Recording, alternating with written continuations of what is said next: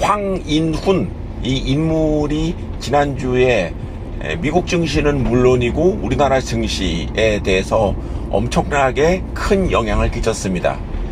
여러분, 황인훈 그러면은 저 사람이 누군가 이렇게 의구심을 가질 수가 있겠는데, 젠센 황 이러면 좀 아시겠습니까? 바로 엔비디아의 CEO, 현 엔비디아의 CEO가 바로 이 대만 출신의 미국 국적, 이중 국적자이죠. 이 사람이 운영하는 엔비디아가 지난주에 예상을 초월하는 엄청난 호실적을 기록하면서 미국 증시에서 주가가 하루에 뭐 30% 가까이 오르는 경우는 정말 흔치 않은 일. 더군다나 엔비디아처럼 그 시가총액이 큰 기업에서 이런 일이 벌어졌고, 엔비디아뿐만 아니라 TSMC는 물론이고 바로 우리나라의 삼성전자와 SK 하이닉스 역시 지난주 중에 굉장히 큰 폭으로 주가가 상승했습니다. 엔비디아의 주가가 이제 크게 상승했고, 엔비디아의 실적이 좋게 나타났다는 것은 뭐 이미 모두가 아는 사실인데, 제가 좀 주목하는 것은 그 엔비디아 CEO가 실적 발표 이후에 현 미국 정부의 반도체 관련 정책을 아주 신랄하게 비판했습니다. 이대로 가다간 미국에게 도움될 것이 하나도 없다. 지금 미국이 중국에 대한 반도체 그 시장에 대해서 굉장히 그 강한 이 강도의 규제를 가하고 있는 상황인데, 이런 상황이 엔비디아의 입장에서 지금 이 미국 정부의 반도체 정책은 정말로 궁극적으로 미국에 큰 손해를 입힐 것이다 라는 얘기를 한 것이죠. 그러니까 엔비디아의 실적이 별로 좋게 안 나왔으면 미국 정부 니네 때문에 우리 실적이 좋게 안 나온 것이다 라고 이렇게 그 일반적으로 좀 폄훼할 수가 있겠는데, 엔비디아의 실적이 굉장히 좋게 나온 상태에서 그 CEO가 던지는 메시지는 굉장히 묵직한 감이 없지 않죠. 그리고 모두에게 주는 시그널이 굉장히 커다랗다는 얘기입니다. 자, 그런데 지난주에 엔비디아의 좋은 실적과 과연 삼성전자, TSMC의 주가가 올라간 것이 무슨 관계인가를 냉정하게 본다면, 이게 무슨 관계가 있나? 예를 들어서 TSMC 같은 경우는 오너가, TSMC는 당연히 이제 대만 기업이니까요. 오너가 같은 대만 출신이니까 주가가 올라간다? 이거는 뭐 좀 웃기는 얘기죠. 그런데 뭐 그거는 뭐 실제로 TSMC와 엔비디아의 주가 추이가 굉장히 비슷하게 움직였었기 때문에 뭐 그런가 보다 할 수 있겠지만, 우리의 삼성전자의 주가가 올라간 것, 지난주에 대망의 7만원대를 돌파를 했죠. 제가 이렇게 그래프를 보니까 삼성전자 주가가 7만원 밑으로 깨졌던 게 2022년 4월이었습니다. 1년하고도 한 달 동안의 그 기간을 이렇게 인내했었나, 이런 생각이 좀 듭니다. 자, 그런데 지난주에 엔비디아의 훌륭한 실적 발표 거의 비슷한 시기에 중국에서 마이크론의 중국 내 판매를 금지를 했습니다.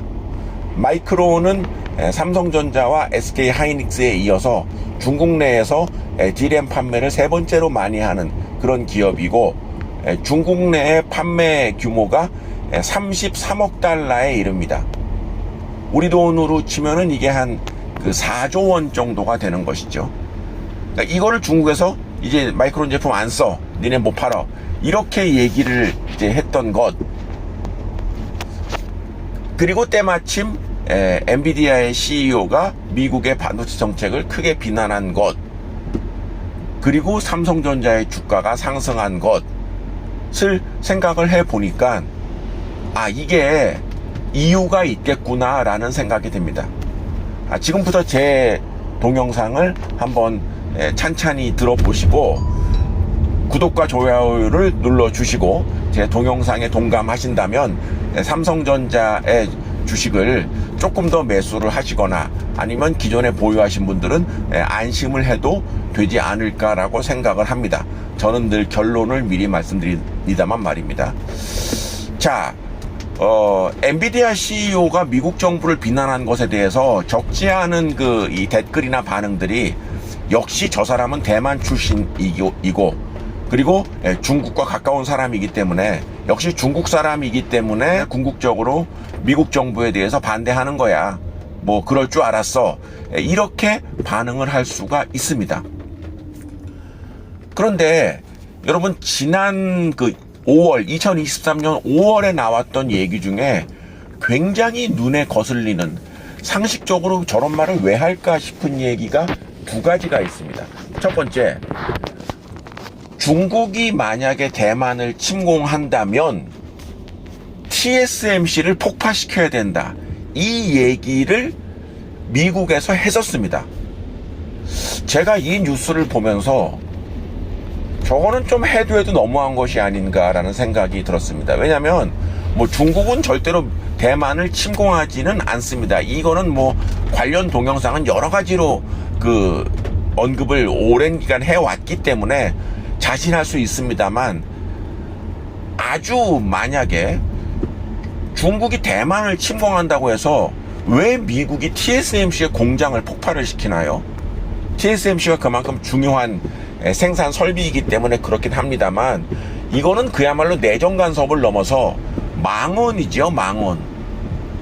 왜 미국이 대만에 있는 생산 설비를 대만의 허락도 받지 않고 폭발을 시켜버립니까? 만약에 북한이 우리나라를 침공한다고 했을 때 미국에서 수원에 있는 삼성전자 공장을 폭파시켜야 되겠다라고 한다면 우리나라 사람들이 가만히 있겠습니까? 저는 이 발언이 굉장히 대만 내에 반미 감정을 불러일으켜 왔다고 생각을 합니다. 실제로 이 발언 이후에 대만의 국방부 장관이란 사람이 이건 안 된다, 용인할 수 없다, 이런 언급도 했습니다. 당연한 얘기가 되겠죠. 근데 이 얘기를 한 사람이 미국의 국회의원이더라고요. 민주당 국회의원이었습니다. 나이도 굉장히 젊은 친구가 말을 그렇게 함부로 한다는 것, 참 놀라운 사실인데, 미국이 참 미국이다, 이런 생각이 좀 듭니다. 자, 그리고 또 이런 일도 있었습니다. 중국이 마이크론의 중국 판매를 금지할 경우에 한국의 반도체 업체인 삼성전자와 SK하이닉스는 그 마이크론의 빈자리를 탐하려 하지 마라, 그런 언급을 또 했었죠. 그러니까 미국은 어느 정도 중국이 마이크론에 대해서 제재를 할 것이라는 것을 어느 정도는 대비하고 있었다고 할 수 있습니다. 근데 이 발언도 사실은 말이 안 되는 것이죠. 왜냐면은 우리나라의 SK하이닉스와 삼성전자는 이미 중국에서 오래전에 메모리 반도체를 생산하고 있습니다. 그리고 중국 내 업체 중에 삼성전자와 SK하이닉스 수준의 메모리 반도체를 생산하는 업체는 없습니다. 그런데 마이크론에 대해서 중국 내 판매를 금지시킨다고 한다면 그 부족분은 당연히 삼성전자와 SK하이닉스의 몫일 수밖에 없는 거 아니겠습니까?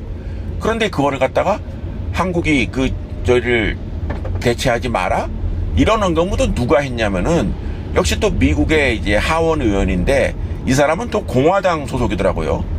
나이도 굉장히 어린 친구입니다. 마이크론의 중국 매출 규모가 지난해 기준으로 33억 달러입니다.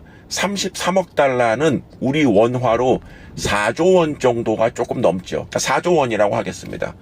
그러면 이론적으로 삼성전자와 SK하이닉스에게 지난해에 없던 4조 원 규모의 새로운 매출처가 이론적으로는 생길 수 있는 것이죠.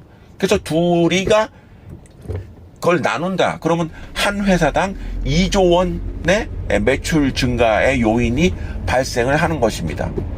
근데 여기에 대해서 미국의 일개 국회의원이 얘기를 했다고, 알았습니다, 우리는 미국 말을 듣겠습니다, 라고는 하지 않지요.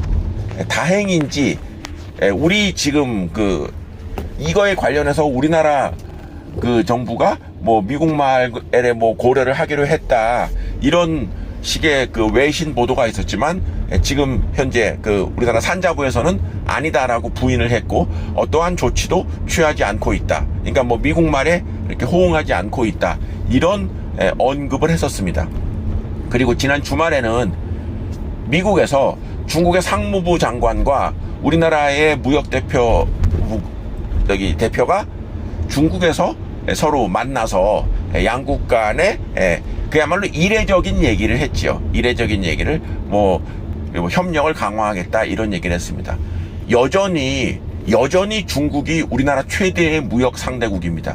그런데 중국의 무역 대표가 우리나라의 관리를 만나는데 이거는 만나지 않을 이유가 없는 거 아니겠습니까? 이거는 상식에 기반해서 접근을 해야 한다고 생각을 합니다.